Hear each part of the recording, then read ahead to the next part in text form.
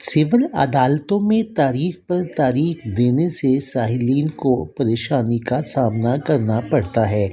इस हवाले से सुप्रीम कोर्ट ने ऑर्डर जारी किया है। बता रहे हैं यहाँ पर हमारे कानूनी माहिर नसीर अहमद कुंबो एडवोकेट। आए हम इनके ख्यालात सुनते हैं।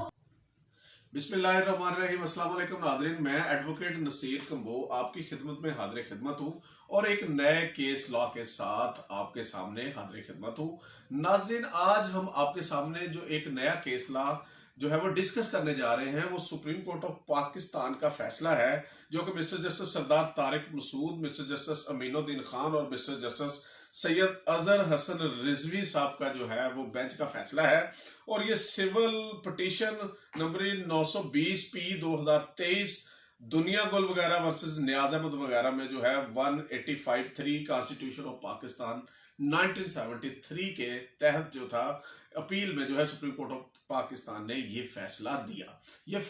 केस क्या था और इसमें फैसला क्या है, क्योंकि हमारे मुल्क में ये एक जनरल इंप्रेशन है कि अदालतें जो है वो फैसला करती नहीं, साल हर साल केस चलते हैं और तारीख पे तारीख पड़ती रहती है। तो इसकी बाबत जो है वो हमारे जुडिशल सिस्टम पे बहुत ज्यादा बर्डन जो है वो है। और इस तरह केसेस जो है जब विद इन टाइम जो है डिसाइड नहीं होते तो फिर केसों के फैसले जो है टाइमली होते नहीं, तो इस तरह अदालतों पे तनकीद की जाती है। तो सुप्रीम कोर्ट ऑफ पाकिस्तान ने भी इस केस में बेसिकली एक दावा पेशावर में जो है सिविल अदालत में दायर हुआ था और उसमें जो था प्लेंटिफ की शहादत जो थी वो हो चुकी थी, और जबकि डिफेंडेंट जो था उसने जो है वो शहादत के लिए अदालत ने उसको बहुत सारी अपॉर्चुनिटीज दी, लेकिन वो शहादत पेश नहीं कर सका, तो अदालत ने उसका राइट क्लोज कर दिया या सट्रक कर दिया, जिसके खिलाफ वो जो है वो पेशावर हाई कोर्ट में चला गया अपील में। तो पेशावर हाई कोर्ट ने भी जो ट्रायल कोर्ट का फैसला था उसको अपहेल्ड रखा और उसके बाद जो था वो शख्स जिसका राइट क्लोज हुआ था वो सुप्रीम कोर्ट ऑफ पाकिस्तान में 184(3) कॉन्स्टिट्यूशन ऑफ पाकिस्तान के तहत अपील में सुप्रीम कोर्ट ऑफ पाकिस्तान में आ गया। तो उसमें सुप्रीम कोर्ट ऑफ पाकिस्तान ने जो था इसमें जो है नीचे वाली जो लोअर जुडिशरी है उन अदालतों को जो है इसमें तनबीह की कि अदालतें जो हैं वो इस चीज से बाज रहें कि वो बिला वजह लीनेंट व्यू करते हुए तारीखें ना दे। अगर तारीख देनी है, केस एडजर्न करना है, तो उसके लिए अदालत के पास जो है वो रीजनिंग के साथ ऑर्डर पास करके देनी चाहिए। मैं नाज़रीन यहाँ पे एक बात और शेयर करता चलूं कि सुप्रीम कोर्ट ऑफ पाकिस्तान ने 2020 में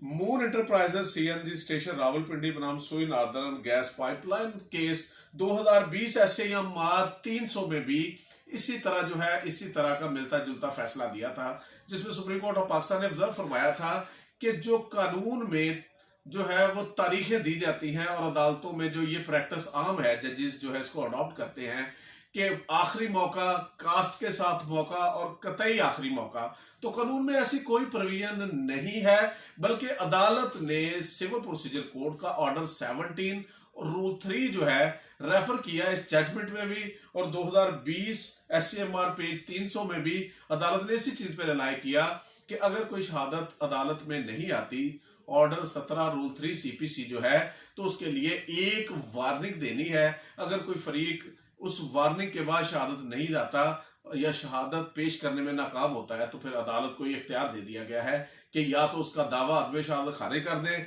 या अगर जो दूसरी पार्टी डिफेंडेंट जो है वो शहादत नहीं देती तो उसका राइट क्लोज कर दें। लिहाजा ये तारीखें देना और जो केस को बिला वजह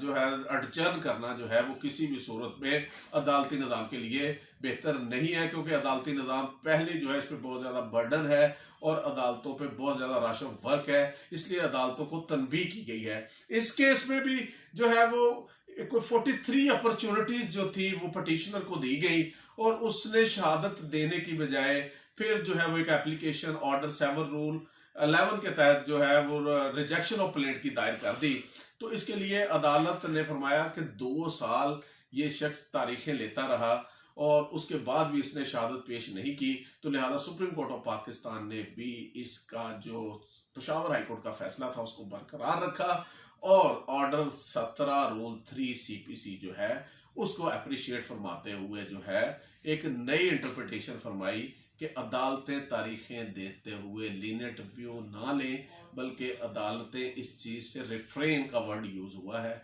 अगर कोई तारीख देनी है, केस एडजर्न करना है, तो उसके लिए अदालत को रीजनिंग के साथ ऑर्डर पास करना पड़ेगा। मैं उम्मीद करता हूँ कि ये गुफ्तगू आपको पसंद आई होगी। मुझे इजाज़त दीजिएगा, नए टॉपिक के साथ फिर हाजिर होंगे। अल्लाह हाफिज़।